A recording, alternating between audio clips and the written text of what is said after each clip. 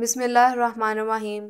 शुरू अल्लाह पाक के नाम से जो बड़ा मेहरबान रहम करने वाला है। और दुरूद व सलाम हो हमारे प्यारे नबी हज़रत मोहम्मद सल्लल्लाहु अलैहि वसल्लम पर। प्यारे इस्लामी भाइयों और बहनों, क्या आप कभी ऐसा महसूस करते हैं कि आपकी रूहानी ज़िंदगी में खला है? क्या आप चाहते हैं कि आपका ताल्लुक़ अल्लाह पाक से मजबूत हो?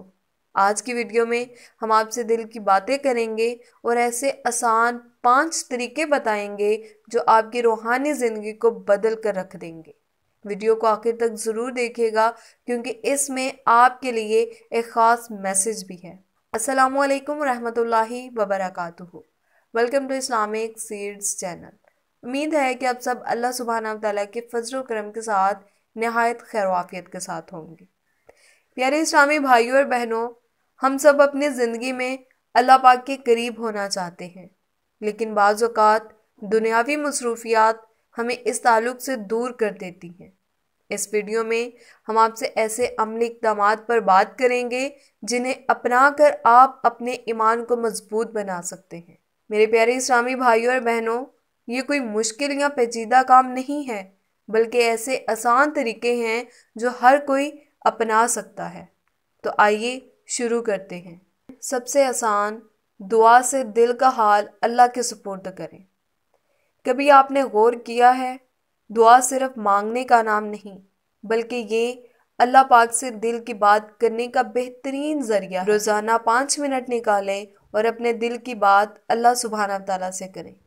एक दुआ का जरीदा रखें जहां आप अपने मसाइल, दुआएं और अल्लाह की नेमतों का जिक्र करें। मेरे प्यारे इस्लामी भाइयों और बहनों, जब आप दुआ करते हैं तो आप अल्लाह की मोहब्बत को अपनी ज़िंदगी में महसूस करते हैं। दूसरा तरीका ये है, कुरान से रहनुमाई हासिल करें। क्या आप जानते हैं कि कुरान न सिर्फ एक किताब है, बल्कि हमारे लिए ज़िंदगी का मुकम्मल दस्तूर है।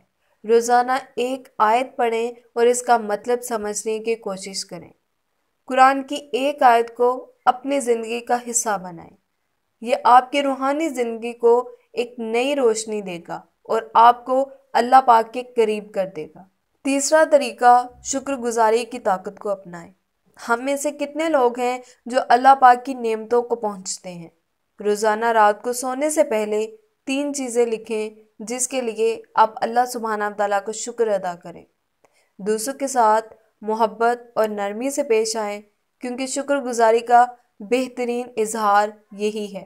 ये आदत आपको अच्छा सोचने और ज़िंदगी में सुकून देने में मदद करेगी। चौथा तरीका, खामोशी में अल्लाह पाक को तलाश करें। मेरे प्यारे इस्लामी भाइयों और बहनों, कभी आपने खामोशी में बैठकर अल्लाह पाक के बारे में सोचा है? 10 मिनट दिन में निकालें और अपने दिल की गहराइयों से अल्लाह पाक का जिक्र करें।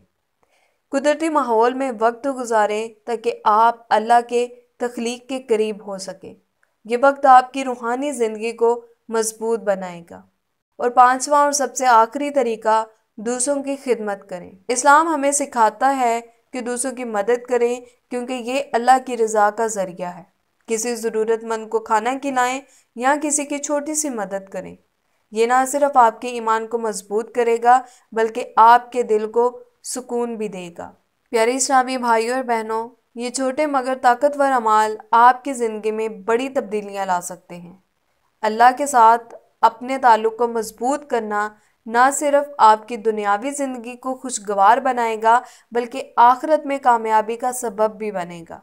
आखिर में अल्लाह सुब्हानहू व तआला से दुआ है कि अल्लाह पाक हमें इन अमाल को अपनी ज़िंदगी में शामिल करने की तौफीक अता फरमाए और हमें अपने करीब करें। आमीन या रब्बल आलमीन। अगर आपको ये वीडियो पसंद आई हो तो इसे लाइक कर दें, अपने दोस्तों के साथ ज़रूर शेयर कर दीजिएगा ताकि वो भी इन आसान तरीक़ों को अपनी ज़िंदगी में शामिल कर सकें। हमारे चैनल को सब्सक्राइब कर दें और सबसे अहम बेल आइकन को प्रेस कर दें और ऑल पर क्लिक कर दें ताकि आपको हमारी हर न्यू वीडियो का नोटिफिकेशन मिल सके। आपका साथ हमारे लिए बहुत अहम है। अल्लाह पाक आप सबको अपने हिफ्ज़-ओ-अमान में रखे। मिलते हैं नेक्स्ट वीडियो में, तब तक के लिए अल्लाह हाफिज़, फ़ी अमान अल्लाह।